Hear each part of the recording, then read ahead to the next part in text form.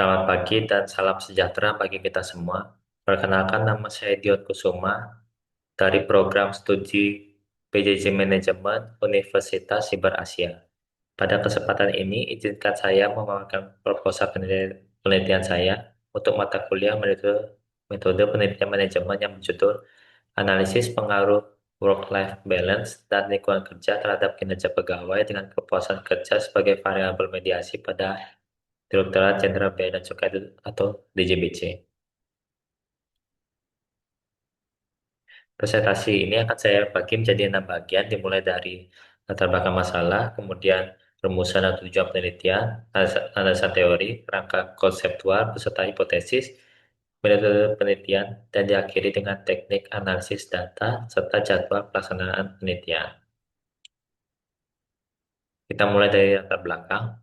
Sumber daya manusia merupakan aset utama dalam setiap organisasi, termasuk instansi pemerintah. Kinerja pegawai yang optimal menjadi faktor penentu keberhasilan organisasi dalam mencapai visi dan misinya. BCBC sebagai instansi di bawah Kemenkeu memiliki peran strategis dalam pengawasan lalu lintas barang serta penerimaan negara dari sektor kepabeanan dan cukai. Di era globalisasi, instansi ini dituntut memberikan pelayanan prima sekaligus menjalankan fungsi pengawasan secara efektif. Kondisi tersebut menciptakan tekanan kerja yang cukup besar dengan beban kerja tinggi dan sistem shift. Karena itulah isu keseimbangan antara pekerjaan dan kehidupan pribadi atau work-life balance menjadi sangat relevan untuk dikaji. Selain itu, lingkungan kerja baik yang bersifat seperti pencahayaan, pencahayaan maupun fasilitas maupun hubungan antar pegawai dan gaya kepemimpinan turut mempengaruhi kinerja. Di antaranya, kondisi kerja dengan kinerja terdapat satu variabel penting yang diduga menjadi jembatan, yaitu kepuasan kerja. Beberapa penelitian terdahulu telah membuktikan hubungan ini.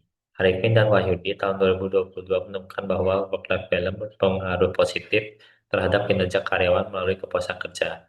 Lalu Prasetyo dan Lestari tahun 2023 menemukan lingkungan kerja berpengaruh signifikan terhadap kinerja pegawai instansi pemerintah. Sementara Wahyuni dan Handayani pada tahun 2021 membuktikan peran mediasi kepuasan kerja. Namun demikian, penelitian yang secara khusus mengkaji keempat variabel ini di lingkungan DJBC masih sangat terbatas. Disinilah letak celah yang saya ingin teliti secara spesifik. Pengujian mediasi untuk dua variabel independen secara simultan serta kontribusi praktis berupa rekomendasi kebijakan pengelolaan SDM. Berdasarkan latar belakang tersebut, saya merumuskan 7 pertanyaan penelitian dengan 5 pertanyaan pertama yang menguji pengaruh langsung, sedangkan 2 pertanyaan terakhir, yaitu nomor 6 dan 7, itu menguji peran mediasi yang dapat dibaca pada slide. Tujuan penelitian ini sejalan dengan rumusan masalah, yaitu menganalisis pengaruh work-life balance dan lingkungan kerja terhadap kepuasan kerja, menganalisis pengaruh ketiga variabel tersebut terhadap kinerja pegawai, serta menganalisis peran kepuasan kerja sebagai variabel mediasi. Manfaatnya terbagi menjadi 3. Secara teoritis, penelitian ini berkontribusi pada pengembangan ilmu manajemen SDM dan menjadi referensi bagi penelitian sejenis. Secara praktis, hasilnya diharapkan menjadi masukan bagi DJBC dalam merancang kebijakan SDM.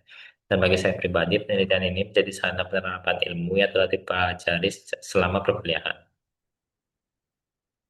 Agar penelitian tetap fokus, saya menetapkan 4 batasan. Yang pertama adalah variabel yang dibatasi pada work-life balance, lingkungan kerja, kepuasan kerja, dan kinerja pegawai.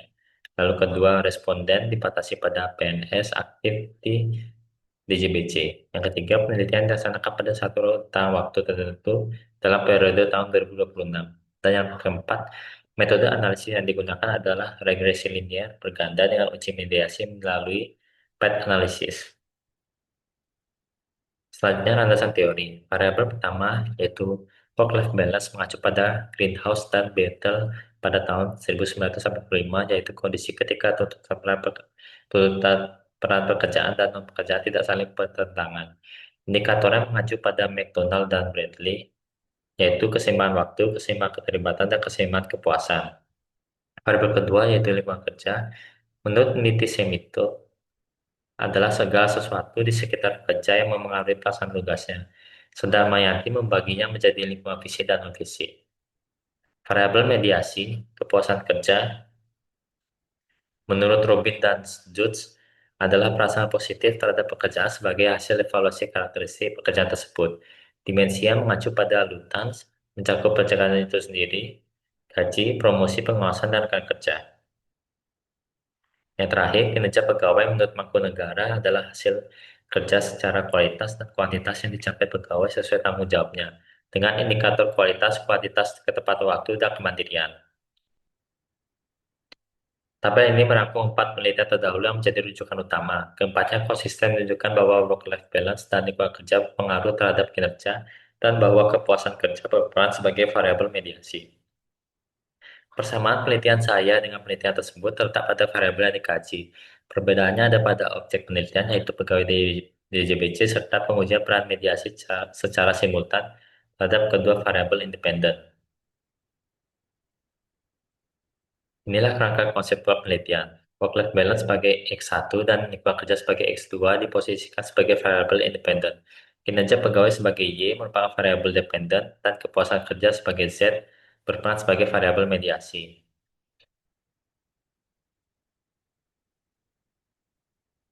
Dari kerangka tersebut, saya mengajukan 7 hipotesis. Hipotesis 1-5 menyatakan ada pengaruh positif dan signifikan pada masing-masing jalur langsung.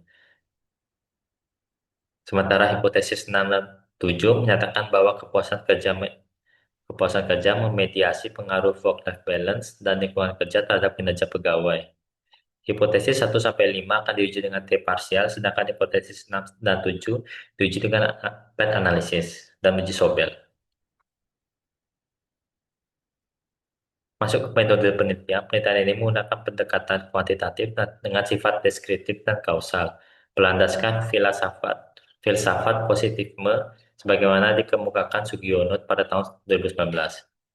Objek penelitian adalah keempat variabel yang telah saya sebutkan, sedangkan subjeknya adalah PNS aktif di DJBC. Data primer dikumpulkan melalui kuesioner dengan skala Likert 1-5, dan data sekunder diperoleh dari literatur, jurnal ilmiah, laporan tahunan, dan dokumen resmi instansi.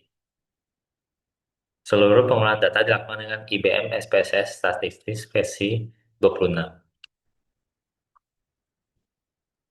Populasi dalam penelitian ini mencoba 100 pegawai. Teknik pengambilan sampel yang digunakan adalah purposive sampling, yaitu penentuan sampel dengan pertimbangan tertentu. Untuk menentukan jumlah sampel minimum, saya menggunakan rumus Slovin dengan tingkat kesalahan 10%. Dan adapun kriteria sampelnya itu berstatus PNS aktif di DJBC yang telah bekerja minimal 1 tahun dan bersedia menjadi responden penelitian. Tabel ini menyajikan definisi operasional dan indikator setiap variabel. Work-life balance diukur melalui keseimbangan waktu, keterlibatan, dan kepuasan. Lingkungan kerja diukur melalui suasana kerja, hubungan rekan kerja, dan fasilitas kerja. Lalu kepuasan kerja diukur melalui kepuasan terhadap gaji, promosi, rekan kerja, dan atasan. Sementara kinerja pegawai diukur melalui kualitas kerja, ketepatan waktu, dan kemandirian.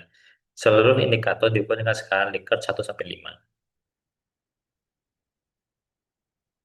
Tahapan teknik analisis data dilakukan dalam 5 tahap. Tahap pertama yaitu uji instrumen, mencakup uji validitas dengan korelasi persen dan uji reliabilitas dengan Cronbach's alpha, di mana instrumen dinyatakan reliable jika nilai minimal 0,70. Tahap kedua, uji asumsi klasik berupa uji normalitas Kolmogorov-Smirnov.